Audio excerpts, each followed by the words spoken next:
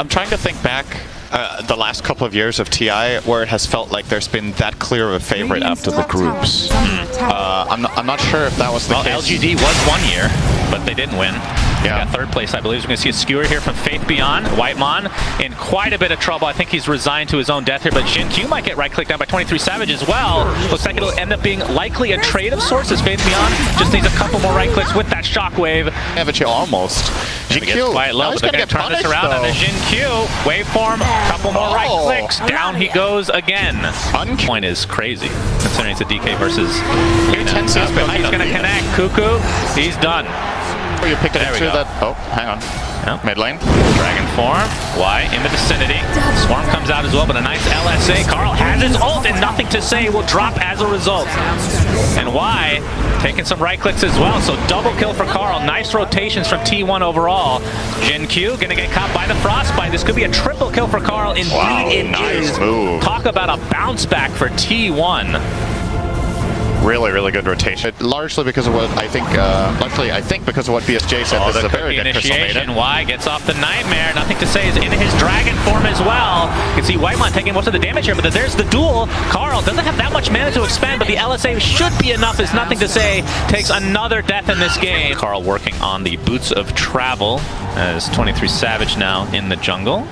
Whitemon, Nightmare. Yeah, might be shown here. The Nightmare Frostbite exchange. 23 Savage, double cookie. Whitemon will fall first, and 23 Savage did turn into that Snapfire, but he's in a 1v3 situation. Gets skewered to the other side, still has waveform.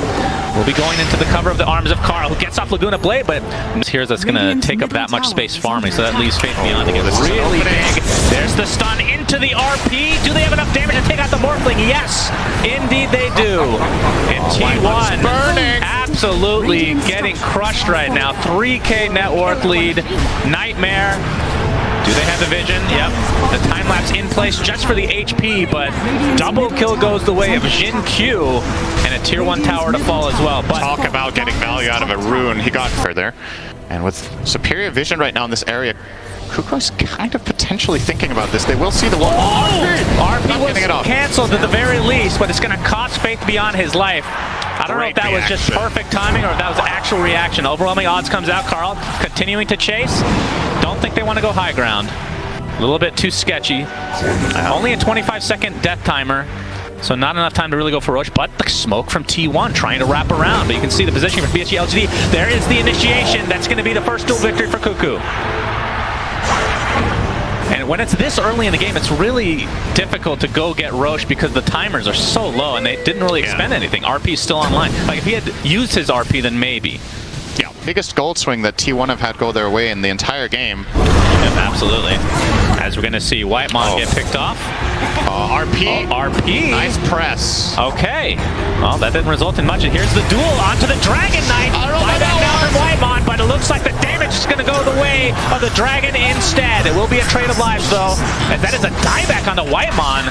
And we'll see if this is enough for PSG.LGD to try to go into the Roche pit.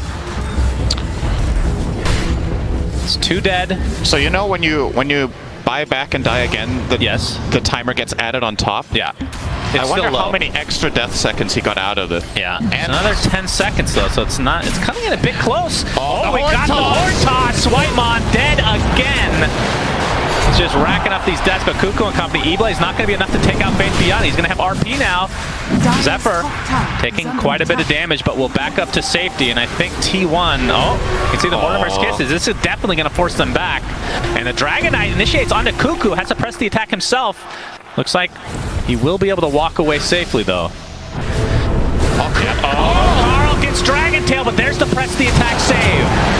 23 Savage able to blow up Y. Does have buyback, though. There's the skewer back into the Laguna Blade. They're not going to be able to get the kill, but it's going to be a trade either way. Matt, follow up from nothing to say. They will have enough damage to tear through him. 65 seconds of no Lina. That shard on Snap is so good. We already had a highlight clip earlier today, pre-match, when you saw Jin-Q, I believe in one of the qualifiers, hitting a nutty one of those, and that one, another high-impact play, stun into stun into stun. Into death.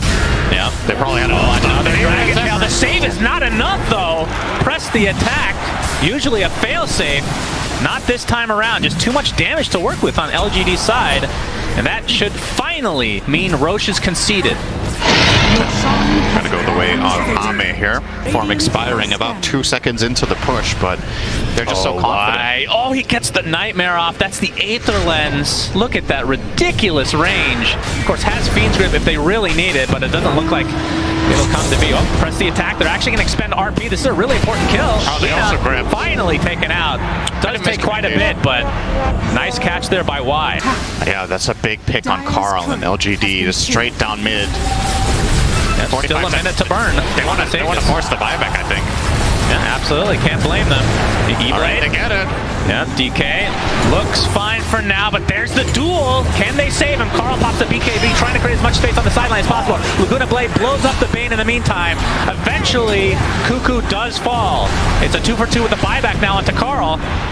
And with that, PSG.LGD will back away. Oh, they find the horn toss onto Zephyr and gets the time lapse off up to full HP again. That can be a double-edged sword. Yeah, you get more damage, but you also take 20% health. Usually when you have Satanic, it doesn't really matter that much. All you need is to get in one attack when you're starting to struggle, and you're going to get all of that health back right in, and here we go. And here we have meta popped again. Oh, Carl isn't in position the skewer back with the horn toss set up into the RP, but no! Press the attack waveform is enough to bait out the RP. And T1, see if they want to try to take advantage of this. I mean, they're going to have to if this continues to go in LGD's favor with this push. E-Blade onto Ame. You can see the jump in from nothing to say with an overwhelming blink being shown as Carl has to pop his BKB, and there is the duel. Do they have enough damage? But the Sunder from Ame, allowing the duel victory to go the way of nothing to say. He's just going to walk that one off, but 23 Savage can't walk that one off. That is just too much damage to withstand. And Carl jumps in. This is going to be the beginning of the end, I do believe, although 2 buybacks come up for T1.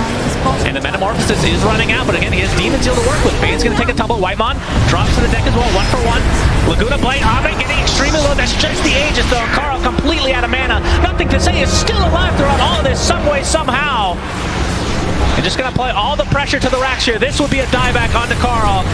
And it looks like that is going to be enough to GG out of game 1. And like we talked about, Synderen, T1 have looked really good after that first day of the group stage, but LGD are just on another level of everyone so far. Just game 1, though. Do you know what LGD stands for, Sens fan? What's that? Looking good, dominating.